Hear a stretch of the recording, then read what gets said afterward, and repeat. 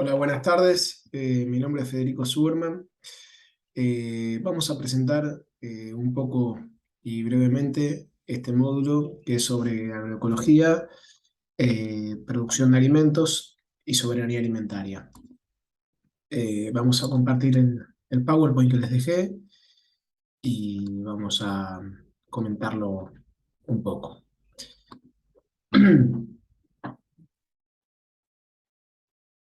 Partamos un poco de lo que nos trae hasta acá, que es la situación actual de crisis climática, ecológica a nivel global, o como llaman algunos, una crisis de civilización, porque pone en juego nuestra sostenibilidad como civilización humana. Y muchos de estos problemas, ¿sí?, que vemos, como el calentamiento global, la biodiversidad, la deforestación, el agua me refiero a, digamos, que el estado en jaque de la disponibilidad de agua potable, la crisis energética, eso lo vemos hoy, claramente, en las últimas noticias, la cuestión alimentaria, los índices de alimentación, que eso vamos a hablar un poquito, el alto grado de urbanización cada vez más creciente. De urbanización me refiero a la alta concentración de población en grandes ciudades y cada vez más espacios rurales vacíos, o bien el vaciamiento del espacio rural, ¿sí? Y bueno, y todos estos temas claramente tienen vínculo con cómo se viene practicando hoy la actividad agropecuaria, eh, y cómo nada, se dan tendencias en ese sentido. Hay un trabajo muy reconocido que es el de Rockström, que habla de 9 límites planetarios de sustentabilidad, de los cuales hay 3 que ya se sobrepasaron y otros tantos que están a punto de ser sobrepasados, y como son la crisis climática, la pérdida de biodiversidad, el ciclo de nutrientes, todos esos tienen mucho vínculo con cómo se vienen desarrollando hoy las actividades agropecuarias. Entonces, vale la pena revisar un poco esto, eh, preguntarnos, digamos, si hay alternativas, caracterizar un poco la situación en cómo se vienen produciendo los alimentos, pensar si hay alternativas. De eso se trata este módulo. Para hablar un poco de el origen, tal vez, de la forma en la que hoy se producen los alimentos, nos podemos remontar a la Revolución Verde, que es un poco, digamos, el puntapié del paradigma actual, ¿sí? La Revolución Verde fue un proceso de fuerte invención tecnológica que se hizo desde los años 50 y se difundió en los años 60 y 70, sobre todo en distintas partes del mundo, porque, digamos, había una necesidad clara que era la de incrementar la producción de alimentos a nivel global, porque las tendencias en producción de alimentos, o sea, en oferta alimentaria y en demanda de población, daban que no iba a poder dar abasto esa producción para toda la humanidad. De hecho, era una situación en la que había grandes hambrunas en el mundo, especialmente en Asia y África. Pensemos que estamos saliendo de 2 grandes guerras mundiales en la década del 50, y era una situación claramente límite. Entonces, digamos, gracias al desarrollo de nuevos cultivares eh, híbridos de alto rendimiento y a la incorporación de paquetes tecnológicos con mucha carga de químicos, especialmente los fertilizantes de síntesis química y los distintos pesticidas, sean herbicidas, insecticidas especialmente, hizo que la producción de alimentos cambie radicalmente. Pensemos que hasta ese entonces, si bien existían fertilizantes químicos y este tipo de innovaciones técnicas, no estaban tan difundidas, eran solo en algunos casos. A partir de acá pasa a ser algo masivo y prácticamente como lo conocemos hoy. Hoy pensamos en la producción agrícola y pensamos en estos esquemas, en estos modelos de grandes escalas, de gran cantidad de químicos, ¿no? Esto es lo que denominamos la agricultura industrial. Y esto tiene un origen. La producción de alimentos no fue siempre igual, no fue siempre de esta forma, ¿sí? Ahora, la Revolución Verde, tuvo un saldo positivo o negativo según cómo se lo mire. Digamos, claramente el objetivo era paliar el hambre en el mundo y eso no se consiguió porque hasta el día de hoy tenemos gente que no accede a los alimentos, pero sí hubo un incremento significativo en la producción y gracias a eso se estima que casi 1.000 millones de personas fueron salvadas del hambre. Por eso Norman Borlaug, que fue uno de los investigadores más importantes que lideró este proceso, consiguió el Premio Nobel de la Paz. Eh, bueno, eso por lo positivo, pero lo negativo, que lo tenemos hasta el día de hoy, es la gran cantidad de consecuencias ambientales, ¿no? Que podemos ver, digamos, la reducción de biodiversidad, se perdieron muchas variedades genéticas utilizadas durante centenares de años, digamos, y en buena medida todos esos problemas de los que hablábamos hace un rato vienen de este modelo, ¿no? La degradación de los suelos, la degradación de las napas, la gran cantidad de químicos en el ambiente, que en muchos casos generó efectos irreversibles, por un lado en la población y por otro lado en los ecosistemas, ¿no? Pero a la par de estos problemas ambientales, digamos, también tienen ciertas consecuencias sociales y económicas. Por un lado, al modificarse el tipo de producción, generó un cambio que significó la dependencia eh, de los productores agropecuarios, por esos insumos que necesitaban incorporar, ¿sí? Anterior a la Revolución Verde, buena parte de los insumos eran propios, ¿sí? Era la propia semilla que se cosechaba y se volvía a sembrar, digamos, no había necesidad de salir a comprar todos esos paquetes tecnológicos que ahora sí se ofertan. Eh, y en buena medida esto generó, digamos, ganadores y perdedores. Digamos, hay un montón de corporaciones, laboratorios, empresas multinacionales que eran ajenos al agro, al mundo del agro, y pasaron a vincularse de lleno. Eh, Esto generó un proceso de concentración muy grande y hoy tenemos que son muy pocas las empresas que manejan, digamos, el grueso de, sean los insumos químicos, las semillas, la comercialización, ¿sí? La propia producción. Ahora vamos a ver algunas cifras que nos hablan de esto. Unas décadas más adelante o más recientemente, en la década del 90 aproximadamente, se da una innovación tecnológica que nos habla de una segunda revolución, ¿sí? La revolución biotecnológica. ¿De qué se trató esto? Y de la incorporación de los transgénicos en la producción agrícola. Eh, Cuando hablamos de transgénicos, el primero que se nos viene a la cabeza es la soja, ¿sí? Y de hecho Argentina es uno de los primeros países, el segundo país en incorporar los transgénicos a la producción. En la década del 90, en el año 96, después de Estados Unidos, el primer país que se ocupó de liderar este cambio fue la Argentina. Y aquí aparece una profundización de esa tendencia de la que hablábamos, tanto en términos ambientales como en términos sociales y económicos, de lo que generó la Revolución Verde. Acá ya empezamos a hablar del agronegocio. ¿De qué se trata? Bueno, de este entramado de corporaciones que se meten de lleno en el agro, ¿sí? Donde ya no es solo un productor agropecuario, un grupo de productores agropecuarios, entre los cuales puede haber nada, diferentes estratos, ¿no? Grandes terratenientes o pequeños productores, como lo conocíamos hasta la década del 60, digamos. Acá ya empiezan grupos de multinacionales que comercializan la producción o los insumos, ¿sí?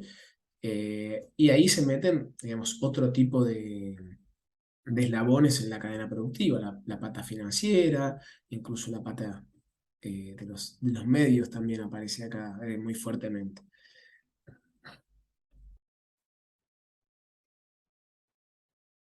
para ver algunas cifras, digamos, cuando se habló de la revolución biotecnológica, uno de los argumentos era la posibilidad que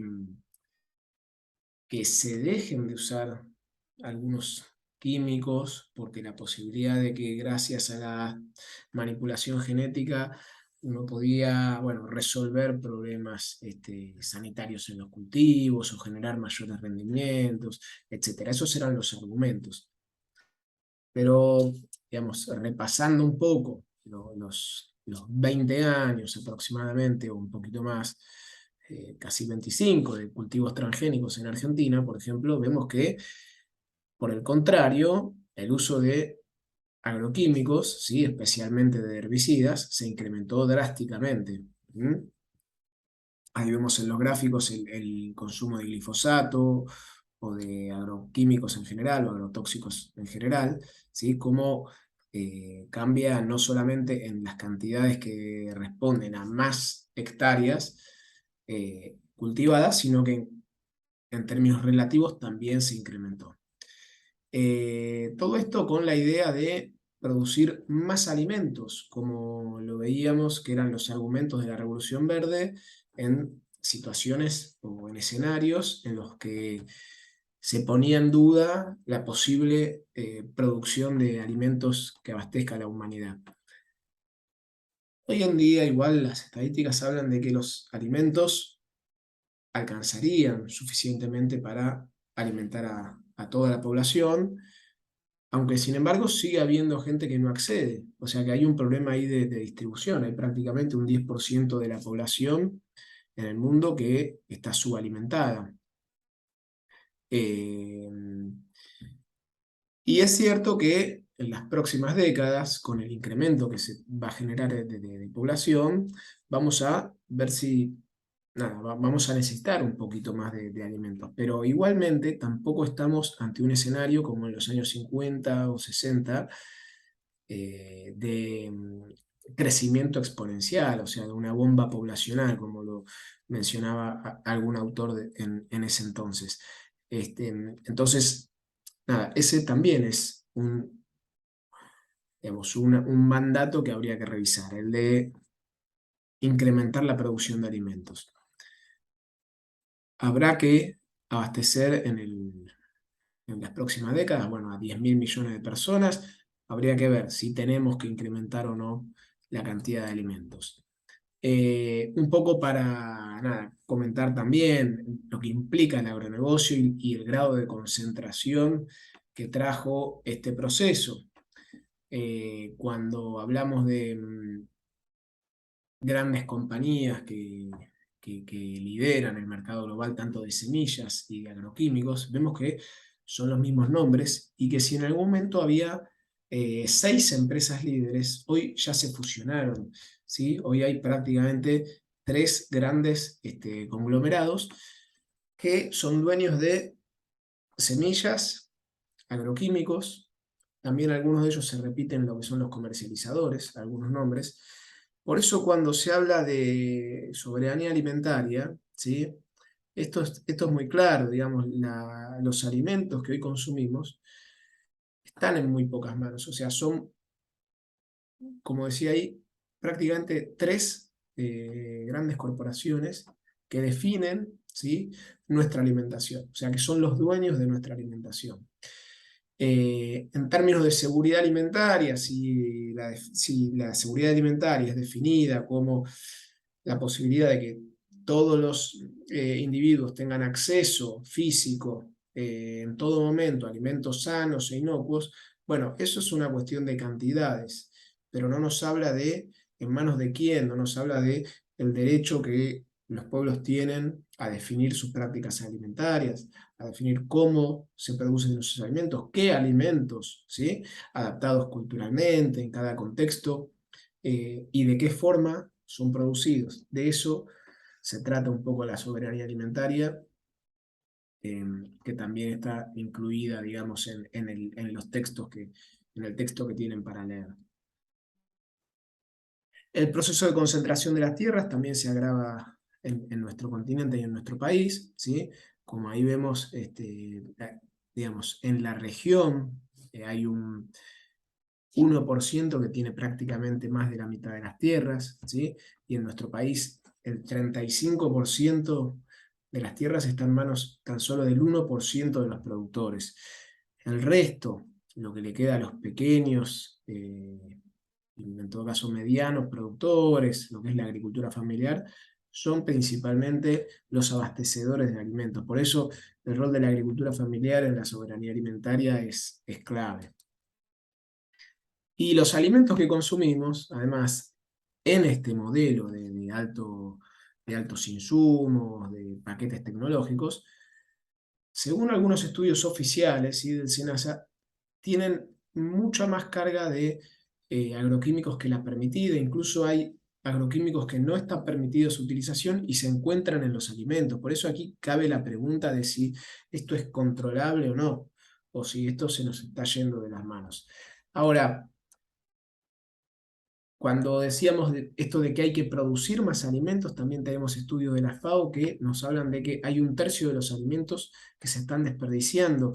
Y esto tiene mucho que ver con la tendencia de concentración en las grandes ciudades. Los lugares de producción están cada vez más lejos de los lugares de consumo y cada vez más aislados. Y en el camino se pierden muchos alimentos también. Se pierden en el almacenamiento y en el transporte, especialmente en nuestro continente.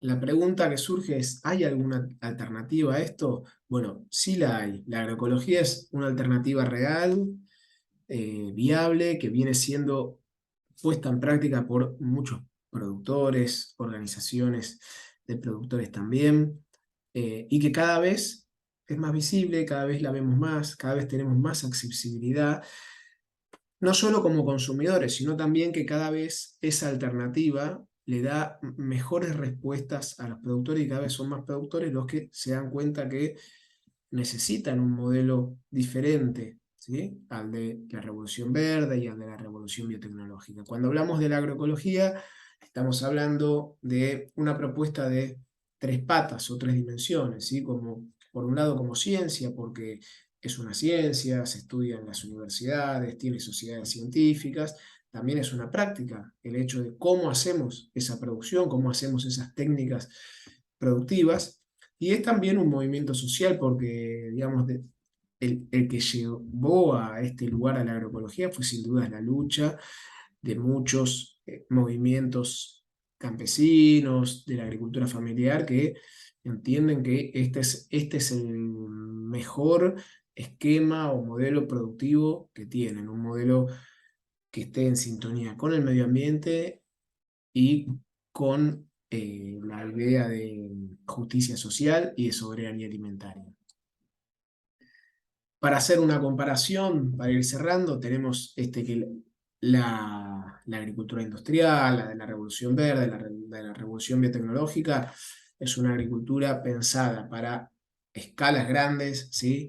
Pensada en torno a los monocultivos, que no le preocupa si produce alimentos, lo que le preocupa es producir mercancías lo más rentable posible desde el individual, intensivas en capital, ¿sí? Con gran cantidad de insumos, en muchos casos contaminantes, y en lo único que se va a fijar es en el resultado económico, monetario, directo e individual.